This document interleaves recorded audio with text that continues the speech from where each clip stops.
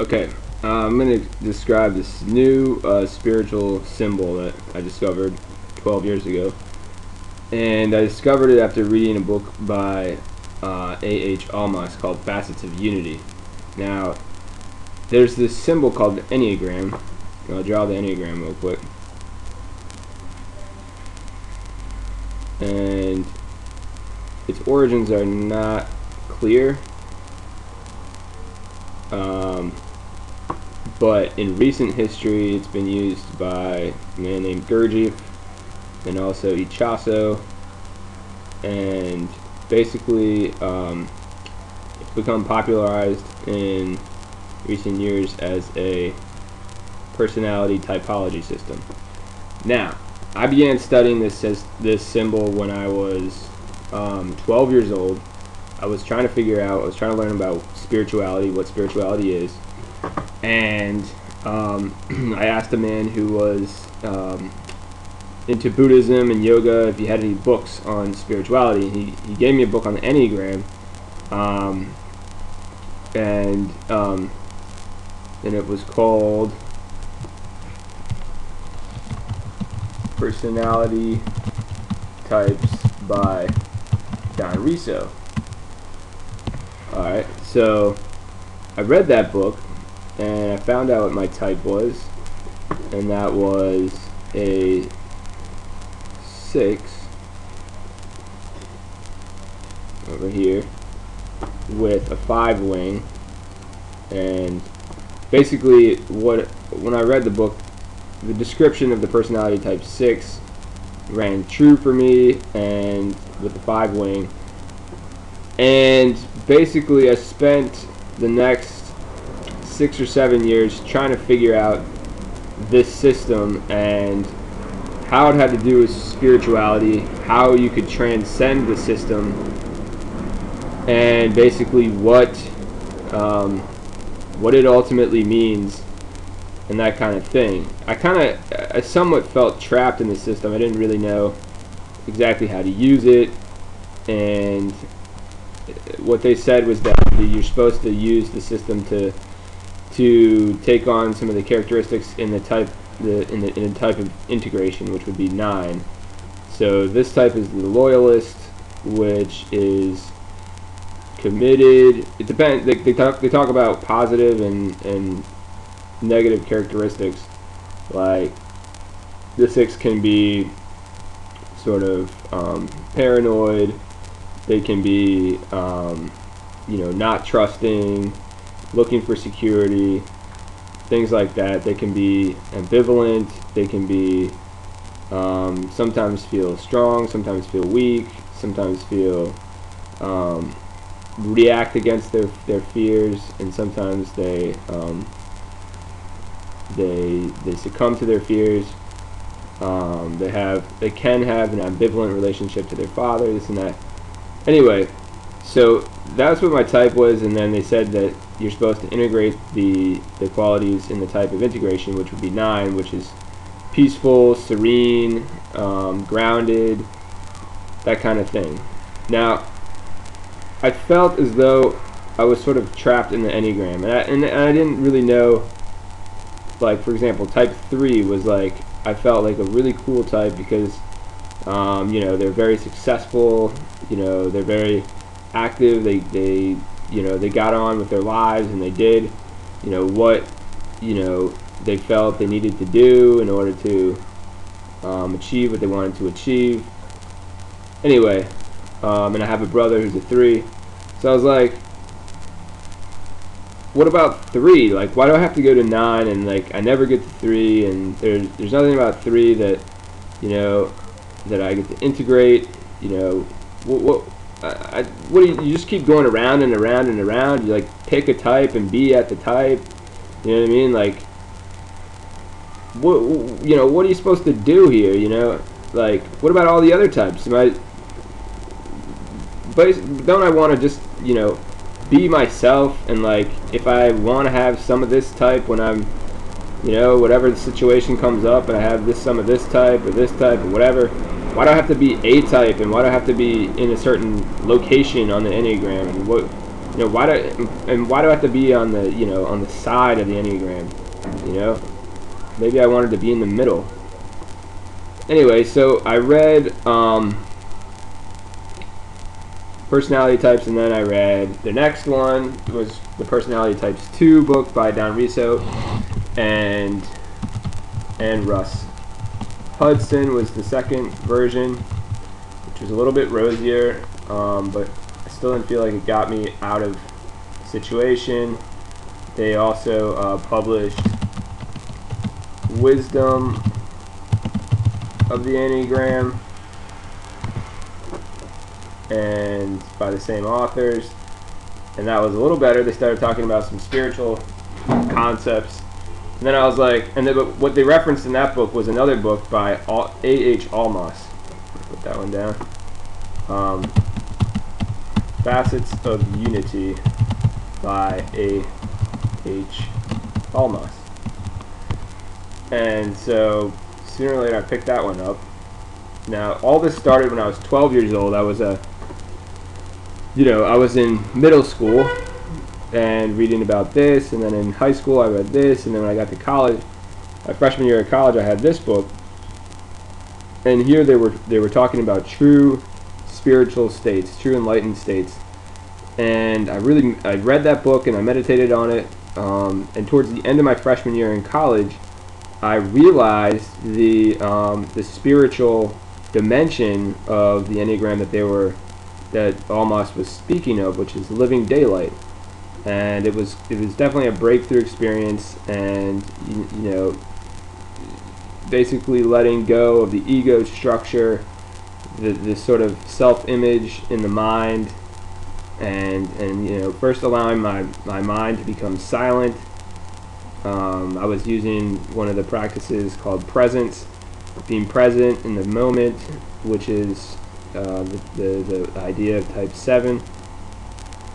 And I was walking to the gym one day, trying to be present in the present. My mind was able to be silent. It just kind of stopped, and I was kind of very surprised and very awed by this complete silence. All the inner chatter stopped, and I was like, wow, this is the most profound peace that I've ever experienced in my life. And then actually later on that day, my inner structure, the identification and my self-image structure dissolved, and I experienced this living daylight, this love, this unifying love that is boundless, and basically that just transformed my consciousness, and I felt like I was in heaven, and that never went away, and that consciousness of love and unity never went away. But I had to sort of integrate my mind. I had to sort of understand what that meant for everything, like my past and my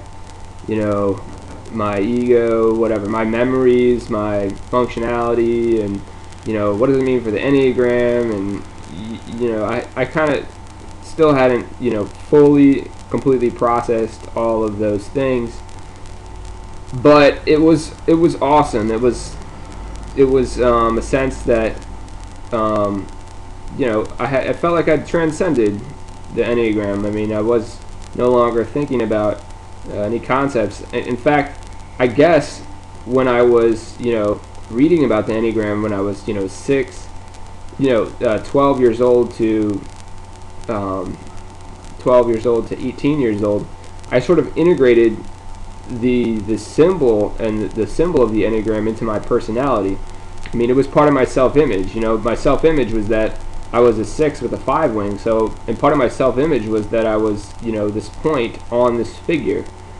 And so then, my self-image now was kind of dissolved. So there wasn't even, the sense of this symbol, permanently in my consciousness, in my self-image, because my entire self-image structure had dissolved. So like you could think about, oh, this whole thing dissolved, and there's nothing there anymore.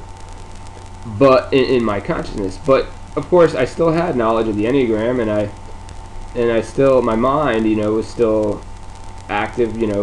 Once you realize in an enlightened state of boundlessness, it doesn't mean that your mind stops. You still have thoughts, and you still have, you still have concepts and experiences and everything like that within this boundless state of experience. So your mind still, since your mind's still active, your mind still questions, your mind still tries to figure out things. And so having knowledge about the Enneagram, I still was interested in. I still wanted to figure out, more things about it. Well, actually, it was right around that time in my freshman year of college when I was trying to integrate the knowledge that was presented in Facets of Unity. And one of the core concepts of Facets of Unity, or the core concept of Facets of Unity that Almas keeps on referring to, is the unity of the figure. That basically all these 9 points, they all represent different flavors of ego or personality, and they also represent different flavors of experiencing enlightenment, or the enlightened view, or the realized view of essence or being or spirit. So there's this unifying concept, this unifying theme and principle of the Enneagram that Almas was talking about.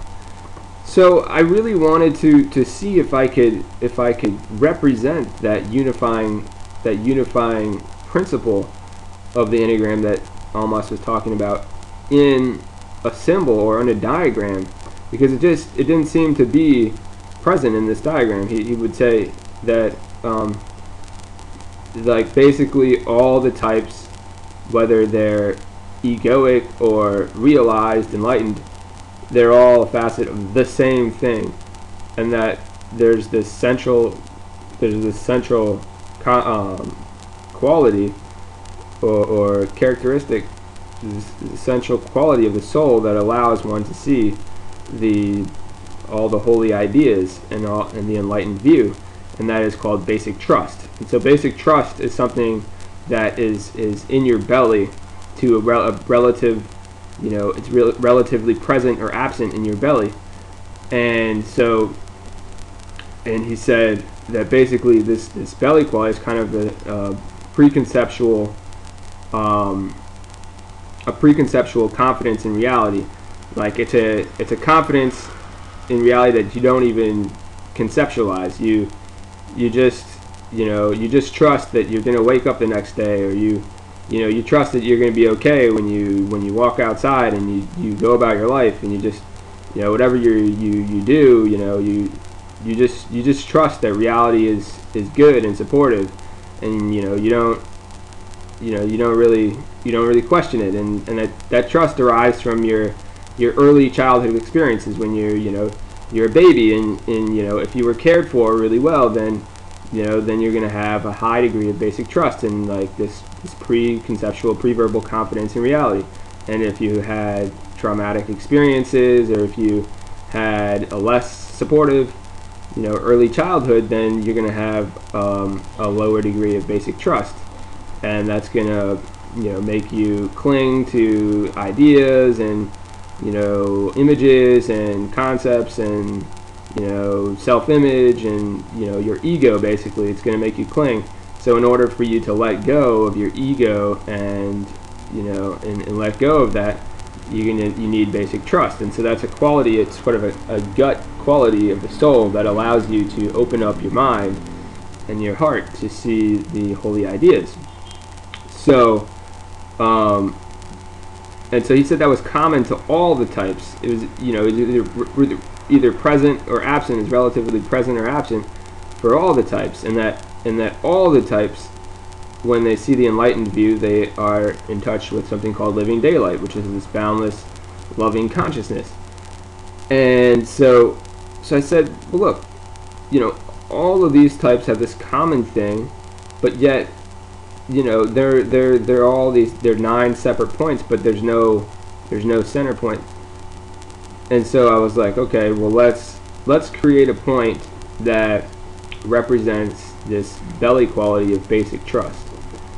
So this is actually how I went about trying to represent this. So I said, all right, so here is this point, and that point represents basic trust in reality. It's pre-verbal confidence in reality. It's based in the belly, and it's caused due to the presence in the soul of living daylight, which is a quality of being. Okay, so then I was like, all right, now in the whole structure of facets of unity, there's this belly quality, but then there's 3 heart qualities, and those arise from the holy ideas of 9, 3, and 6. So their holy ideas: love, hope, and faith. These holy ideas, which are unobscured perceptions of what is, of the objective reality, when someone has basic trust, mind is open, is in touch with this boundless loving consciousness, this one reality. The holy idea represented in these points not only is an unobscured perspective of a reality, but is also has a results in an opening in the heart. So when you see these perspectives, when your mind is open and you realize them, this perspective here creates an opening in the heart, and this one too, and this one too. So the opening is called love, hope, and faith, and the other types are just mental perspectives on reality. They're direct perceptions of what is, but they don't have this heart quality, this opening in the heart that's coincident with the view of them. So I said, all right, well, there's 9 types. 3 of them have this heart quality, but all of them have a mind perception of reality. So I said, all right, let's branch this out into 3. Okay, and these are the heart perceptions of reality. And let's say this one is hope.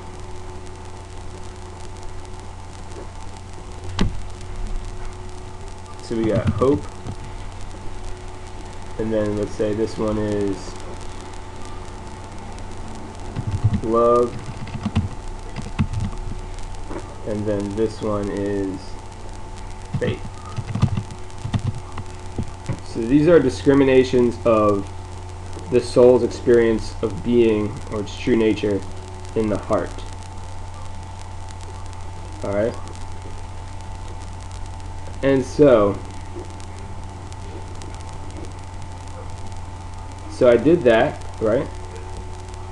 And then I was like, alright, now from those 3 points,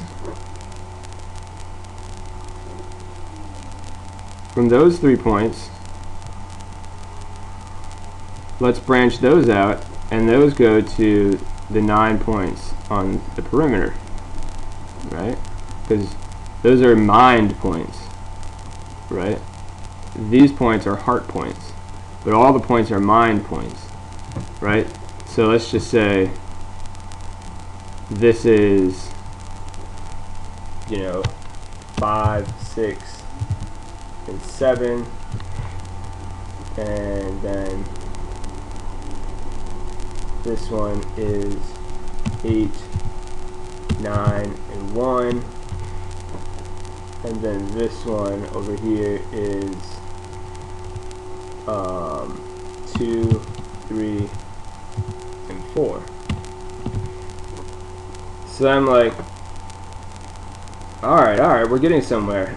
This is kind of the structure of what I'm seeing in facets of unity. There's this basically this trifurcation here, because you've got this one quality in the belly, this basic trust. You've got these 3 heart qualities, and you've got these 9 mind perceptions. Those are definitely kind of said in facets of unity, but they're never actually represented in a figure. So then I was like, alright, let's actually try to put that on the Enneagram. Alright, so then what I did was I drew the Enneagram again. Alright.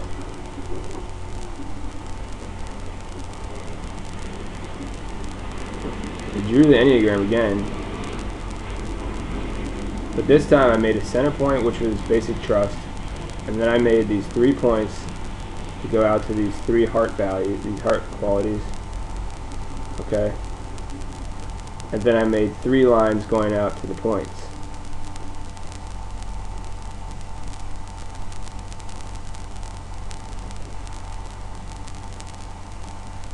Okay. So this is basic trust. This is love, hope, and faith. And then these are the other points on the Enneagram. Starting with 9, 1, 2, 3, 4, 5, 6, 7, and 8.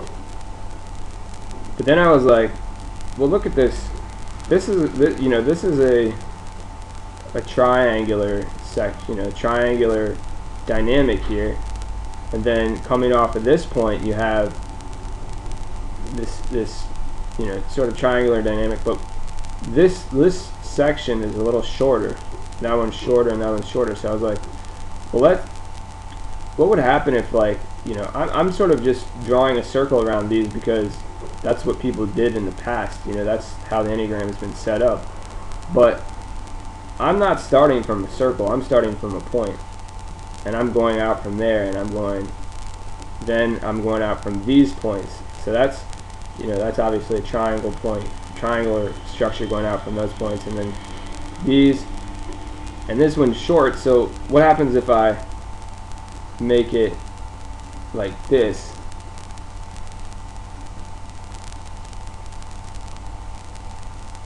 Triangular points, obviously, and then this one goes out a little farther, and then this one, I think I was sort of trying to make them the same distance apart, but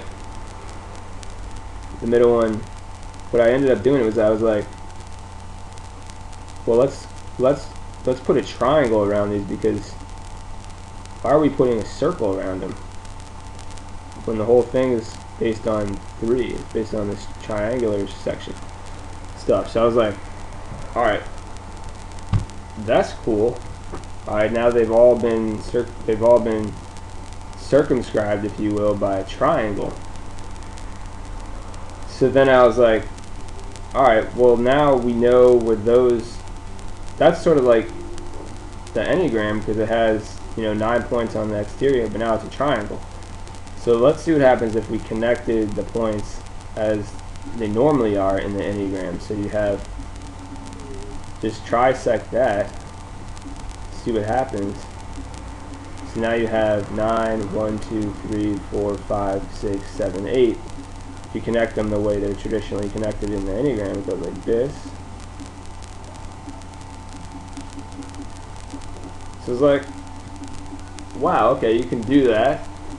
And now that's a lot simpler, because you don't even have this circular thing. But wait a minute, the reason that we got this whole thing was because we had a center point, and then we had these three interior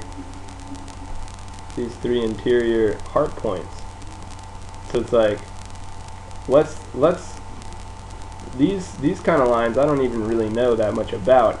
You know what I mean? Like, the Enneagram says they're important, but really people don't really talk about them that much. I mean, they're talking about all these other triadic relationships among the points. Let's see what happens if we just start to plot some of the triadic representations. I could kind of tell that I was on to something here. I was on to something that looked like really cool. Then I was like, alright, what happens if I connect the points, first of all, the way Almas connected them in his book? He goes like this, you know, these triads. And then I was like, Okay, wow, that's awesome. There's the Star of David right there present in this figure. That looks awesome. What about we connect the points, the center point to those 3 points. Alright, and then let's extend that to the points on the outside. So it's like, wow, that looks awesome. I mean, in my drawing, obviously it's not very straight, but I was like, that looks awesome. That looks banging. So now I was like, alright, let's see what's going on here. Look, they talk about the harmonic triads. Look at the harmonic triad here. You've got 8, 6, and 4. And look, here's the center point. That point is exactly in the center of an equilateral triangle connecting 8, 6, and 4, the harmonic triad. Likewise, this center point is in the middle of an equilateral triangle connecting points 1, 3, and 5 of an equilateral triangle. Likewise, this point love is right in the middle of a triangle connecting an equilateral triangle connecting points 9, 2, and 7. And so you have basically what you have there now is we can see that this point right here being in the center of those 3 points, and that's the harmonic triad. That's the center, you know, that's the center quality. That's the main core theme of this triangle, love. And we can see that that is what it is. This is point 2, 7, and 9. They all have to do with love. You know, it's the 9 is about love, the 2 is about love, and the 7 is about love. You know, the 7 is about getting love from the environment. The 2 is about, you know, giving love to the environment, and the 9 is sort of about is about being love, right? Sort of an intake and an outtake of love. And then here is faith, and you got 6, 8, and 4, and you can kind of come up with a different thing that basically faith, you know, you can kind of say, let's kind of extend that. This point is about maybe giving faith to the world, and this one is about, you know, receiving faith, you know, trying to get faith from the world, and then, you know, hoping to get faith. And then this one is sort of similar, like this sort of giving and taking of faith from the world. And then this one is hope, and you know, and then this one, so this one is sort of we could say, okay, this one is giving hope to the world. This is taking this is kind of like looking for hope in the world, like trying to receive hope from the world. And then this one is sort of giving and receiving hope. I just came up with that sort of now, but in terms of this giving and receiving thing, but they all have to do with this center point: hope, love, and faith. And then, of course, you have the corners of the Enneagram. We've always talked about the corners, and here they are actually corners. This is the corner that has to do with, you know, whatever you call it, the relating corner. This is the, you know, the doing or the feeling corner, and this is the thinking corner. So, you know, now they're present, and then you also see that, like, these are primary types, and then the other ones are secondary types. You can just see the secondary in this. This, from the center point, it goes out and then up, so that's a secondary type. It goes out and then it goes over to that point, out and then over to that point, out and up to that point. These are secondary types. Okay, now they're obviously represented in the symbol. So then there's just all these cool ways of just drawing the symbol, and basically you just have these 13 points that I started out with here. These are the 13 points. You know, the one primary point, the three secondary points, and then the 9 tertiary points. And so you kind of see there's three levels. There's three levels, and it comes from this trifurcation. 3, and then 3 again. So you start out with 1, and you go to 3, and then you go to 9. And that's what you do in the figure. You start out at 1, and then you go to 3, and then you go to 9. So essentially, if we just arrange the 13 points, then you can kind of take that and do all the relations, you know, relationships that exist among the points from those 9 points.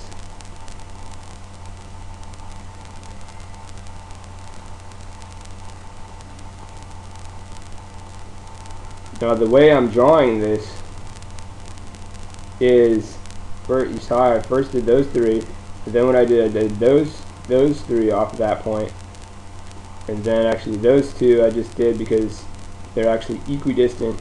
This distance is the same as this distance. Alright, now this distance is going to be the same as this distance. That's going to be the corner point. That one goes directly below this. This is a straight line right here, and then there. So those are your 13 points arranged in the trigon. And as you can see, they don't even need any lines connecting them. It's simply the relationship among the 13 points that defines their relationship with the other points on the trigon. I call it the trigon. It's because it's a triangle. It's a triangle but it has these 3 levels to it, 1, 2, and 3, and it has this this trifurcation that happens on in between each level. So from the first level to the second level, you split into 3, and from the second level to the third level, you split into 3 again. All right. So now what you can see is, like, for example, point 6. My point. Now my point, looking at all the other points, I basically can see my relationship to every single point on the trigon. Alright, so 6 is related to 7 and 5 in this corner of the triangle, which is the thinking triad. Alright, and then it's related to 8 and 4 in this harmonious harmonic triad centered around the point of faith. Alright, so that's sort of like a mini trigon right there, a mini triadic relationship. Alright, and then I'm related to 9 and 3 by the center point of basic trust. You can basically say the common ground, this is the common ground of all of the types. And then this is the common ground of these 3 types, and this is the common ground of these 3 types, and this is the common ground of those 3 types. And so there's a common ground on the foundational level, on the primary level of all the types, and then there's the secondary ground on the level of these, on the secondary level. So the top level is sort of the surface. The top level has basically 3 triads that each have, and the triads have a ground on the secondary level. These 3 types have a ground right here. These 3 types have a common ground right here, and these 3 types have a common ground right here. So on the secondary level, there's 3 common points. There's sort of like 3 different kind of common grounds. So those can be considered sort of the hearts. And then on the ground level, on the very basic ground, all points share this common ground, and they actually share it in some triads.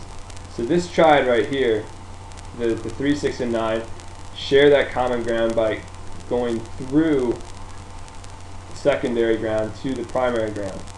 They go directly through the secondary ground to the primary ground, and so that's how they find their common grounds, all the way down here. And then and then this type, all right. Also, okay, let's say type 1. Type 1, it's in this triad because it goes up from here, so it goes into the relating triad, and it shares a common ground on the secondary level with points 3 and 5. All right, and this is hope. So it's sort of the functioning of reality. And then let's say, where do they share a common ground with point 2? Well, it's all the way down here. They share a common ground because they share that common ground. In fact, 1 is part of a triangle with 7 and 4. An equilateral triangle that finds its ground, the common ground, all the way down at the base. So even at the top level, that they can directly access the common ground 2 levels below and find common ground. Now, 2 is in a triadic relationship with 8 and 5, and they find common ground all the way at the bottom in being. Being, this is the common ground of all. This is the ground of grounds, the unity of unity. This is the absolute, the existence beyond existence, right? So all these, so actually 1 and 2 share this common ground by both having it as a common ground on the ground floor. This is part of all points are part of an equilateral triangle that share this as a common ground. So these 3 points have it, these 3 points have it, and these 3 points have it. And so all these 3 triangles share this point as a common ground in a given triad, a given relationship. So let's say you meet anybody on the street. Okay, you're a 6, and you go ahead and you meet a 2. All right. Okay, so we all have a heart, right? We all have a heart, and a heart is on our secondary level. And 2's heart is mostly focused around love, and 6's heart is mostly focused around faith. You know, the presence or absence of faith. It's basically, you know, that's kind of its main thing. The 3's main, you know, heart concern is hope. You know, on the relative presence or absence of hope, and so is 5, and so is 1. And 7 is most preoccupied with love, and so is 9, and 8's most preoccupied with faith, and so is 4. Alright, so, but when 6 meets a 9, or a 2, well, this one is, you know, mostly concerned about faith, and this one's mostly concerned about love, but really they're the reflections of the same thing. Faith and love are both coming out of this central ground, which is being, which is the source, which you can see as God, or the divine. You know, it's the absolute. And this is the source of all sources, the creator that creates love, faith, and hope. And so while she's looking at love and he's looking at faith, these are actually reflections of the same thing. So even though, you know, it looks like they're looking at something different, they actually do share a common ground, and that's here. So you can consider like this whole thing is like a prism with this white light coming out, and then it gets first trifurcated once and then trifurcated again. But no matter what point you're looking at it from, you're seeing the same white light. This one is seeing the same white light first bifurcated into faith, and then trifurcated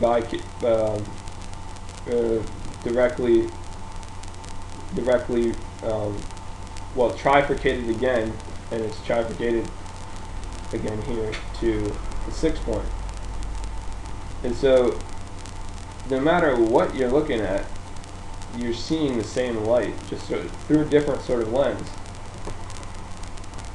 And that's sort of the magic of the Trigon, is that, you know, we're all seeing the same reality. We're all seeing the same reality, even though it's from different viewpoints, and we just sort of have a different sort of take on it, which is, it's just a different way of viewing reality. It's a different kind of lens on things.